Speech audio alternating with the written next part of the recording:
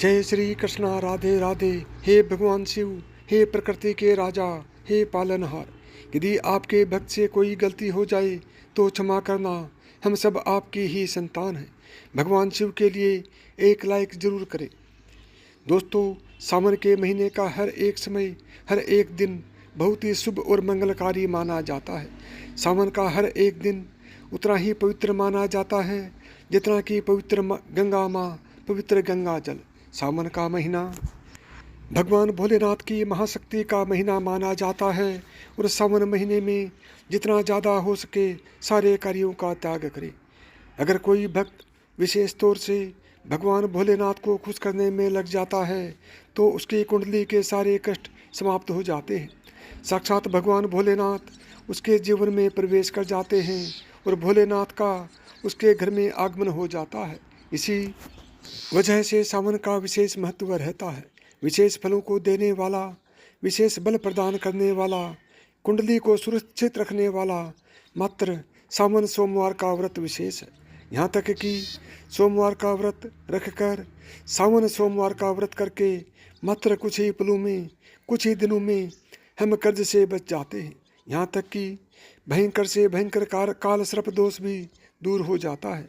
यही वो समय है जिस समय भगवान शिव को जल अभिषेक करने से, पंचामृत अभिषेक करने से राहु दोष, मंगल दोष, शनि दोष, गरीबी का दोष और पितृ दोष, काल का दोष मात्र सावन सोमवार का व्रत रखकर दूर हो जाता है और विशेष फल प्राप्त होता है।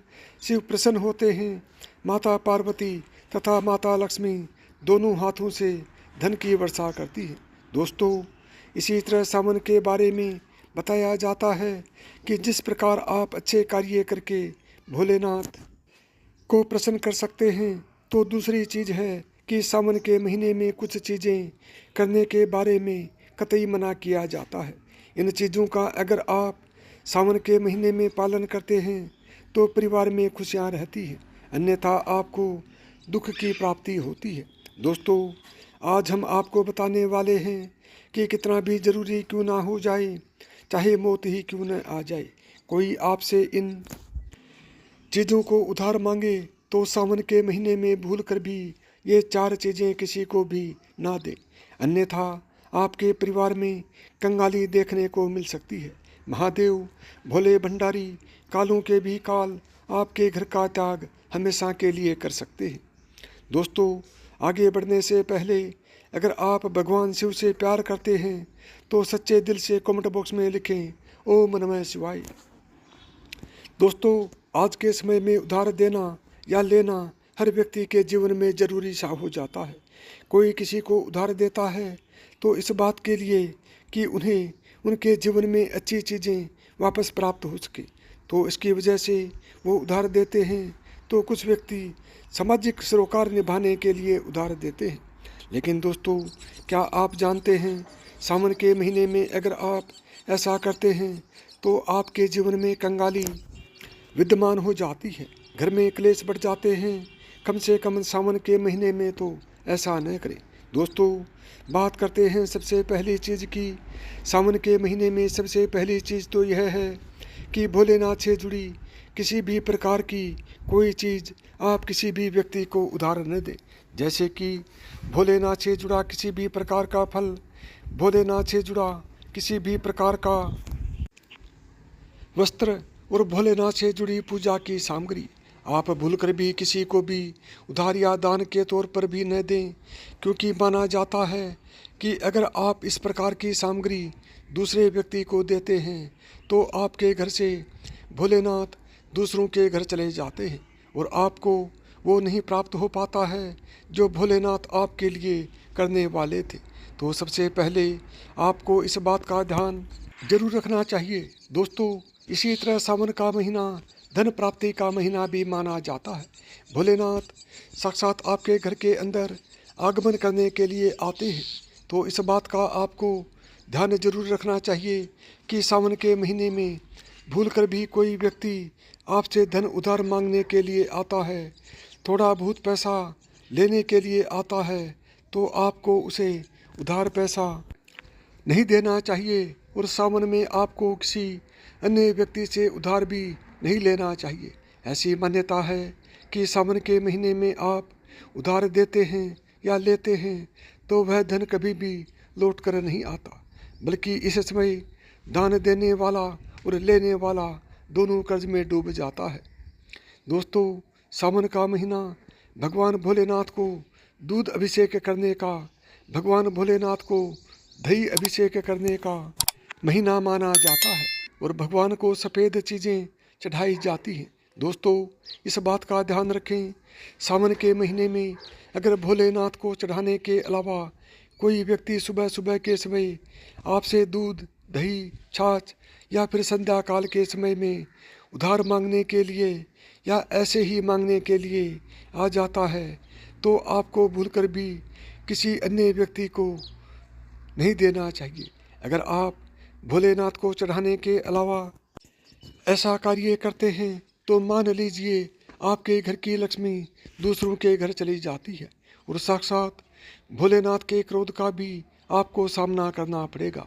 दोस्तों, अगर आप किसी व्यक्ति को गिफ्ट देना चाहते हैं या फिर गिफ्ट के तौर पर कुछ चीज़ें देना चाहते हैं तो सावन के महीने में भूलकर भी आपको किसी को भी अपनी पहनने वाली घड़ी या फिर बाज़ार से नई घड़ी खरीद कर आपको नहीं देनी चाहिए, क्योंकि हर व्यक्ति के साथ उसका समय अच्छा या बुरा चलता रहता है।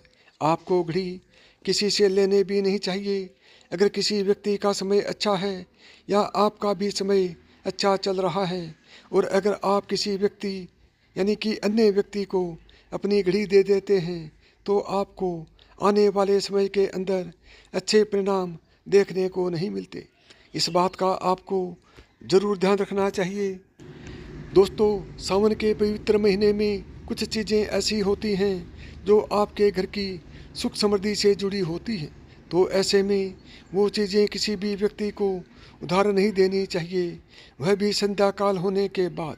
जैसे कि कोई आपसे लहसुन, प्याज, दूध, दही तथा उधार पैसे भी मांगने के लिए आता है तो जब सूर्य उदय होता है सावन के समय सुबह सुबह या फिर सूर्यास्त हो जाता है, तब ऐसे में इन दोनों समय में आपको घर की समृद्धि दूसरों को भूलकर भी नहीं देनी चाहिए।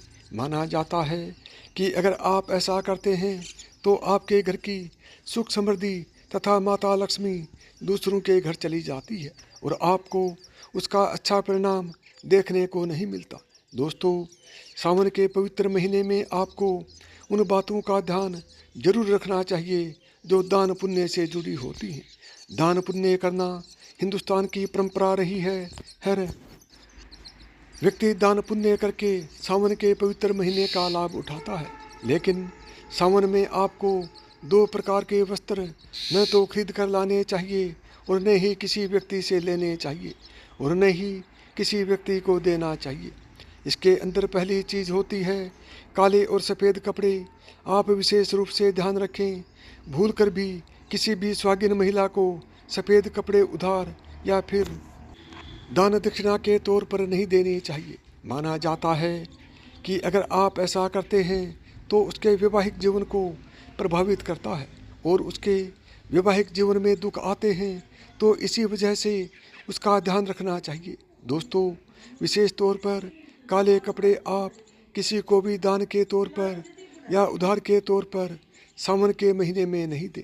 ऐसी मान्यता है कि अगर आप ऐसा करते हैं तो सामने वाले व्यक्ति के जीवन में कंगाली आ जाती है और देने वाले व्यक्ति के जीवन में राहु दोष लग जाता है और साक्षात भोलेनाथ उस व्यक्ति से क्रोधित होने लगते हैं। तो इस बात का आपको ज़रूर ध्यान रखना चाहिए। दोस्तों, महिलाओं की आदत होती है कि जब रसोई के अंदर किसी प्रकार का सामान कम या ज़्यादा होता है तो अपने आस पड़ोस में मांगने के लिए आ जाती है। तेल, घी या फिर अपने घर की हल्दी, ये तीनों चीज़ें सौभाग्य का प्रतीक मानी जाती है। नए नए साधन भी मिलेंगे। साथ ही साथ जो लोग नौकरी करते हैं उन्हें नौकरी में पदोन्नति के साथ साथ वेतन वृद्धि के भी पूरे योग बन रहे हैं, जिससे आपका जीवन बदल जाएगा और आपकी आर्थिक स्थिति मजबूत होगी। साथ ही साथ आपके घर परिवार में खुशियों का माहौल रहेगा। जो लोग संतान प्राप्ति के इच्छुक हैं उन्हें संतान प्राप्ति का सुख मिलेगा, जिससे घर परिवार में खुशियां ही खुशियां आएंगी। यहाँ तक कि आने वाले समय में आपको अपनी मेहनत का फल जरूर मिलेगा। यानी अगर हम सीधे शब्दों में कहें तो सिंह राशि वालों की किस्मत खुलने वाली है 2024 से लेकर 2030 तक। नंबर 3, कर्क राशि। कर्क राशि के जातकों की बात करें तो आने वाला 2024 से 2030 तक इस राशि के जातकों के लिए बहुत ही भाग्यशाली रहने वाला है। इनमें से जो लोग नौकरी करते हैं उनकी तरक्की होने के खूब योग बन रहे हैं। इसके अलावा नए व्यापार के लिए भी यह समय काफ़ी शुभ रहेगा। इस दौरान आपको उपहार या किसी खास और महंगी चीज़ को भी दान के तौर पर या फिर पहने हुए कपड़े किसी को भी ऐसे ही नहीं देने चाहिए। यह माना जाता है कि अगर आप अपने पहने हुए कपड़े किसी अन्य व्यक्ति को देते हैं तो याद रखिए आपके पहने हुए कपड़ों के साथ आपकी समृद्धि जुड़ी हुई होती है। अगर वह दूसरों के घर चली जाती है तो आपको कंगाली या फिर इस प्रकार की चीज़ों का सामना करना पड़ता है जो आपके परिवार के लिए अच्छी नहीं होती हैं। तो हमेशा इस बात का ध्यान रखें, अपने पहने हुए कपड़े कभी किसी को न दें। आप चाहें तो सावन में बाज़ार से नए कपड़े खरीद कर दान दे सकते हैं। दोस्तों, सावन का महीना सुहाग के लिए विशेष माना जाता है। तो किसी भी सुहागिन महिला की माता लक्ष्मी से जुड़ी चीज़ें आती हैं जो सुख समृद्धि को बढ़ाती हैं और यही चीज़ें माँ लक्ष्मी को आमंत्रित करती हैं, यानी कि आमंत्रित करने का कार्य करती हैं। तो ऐसी चीज़ों से जुड़ी हुई कोई भी वस्तु आपको किसी भी महिला को नहीं देनी चाहिए। सुहागिन महिलाएं विशेष तौर से ध्यान रखें कि अपने माथे पर लगने वाला सिंदूर तथा गले में धारण करने वाला मंगलसूत्र और तीसरी चीज़ अपने पैरों में पहनने वाली पायल और चौथी चीज़ पैरों की बिछिया और चूड़ियाँ सुहाग का प्रतीक मानी जाती हैं। दोस्तों, ये 5 चीज़ें किसी भी सुहागिन महिलाओं को भूल कर भी ऐसे ही, चाहे आपकी बहन ही क्यों ना हो, पहनने के लिए नहीं देनी चाहिए और ना ही किसी अन्य महिला की पहनने के लिए आपको लेनी चाहिए।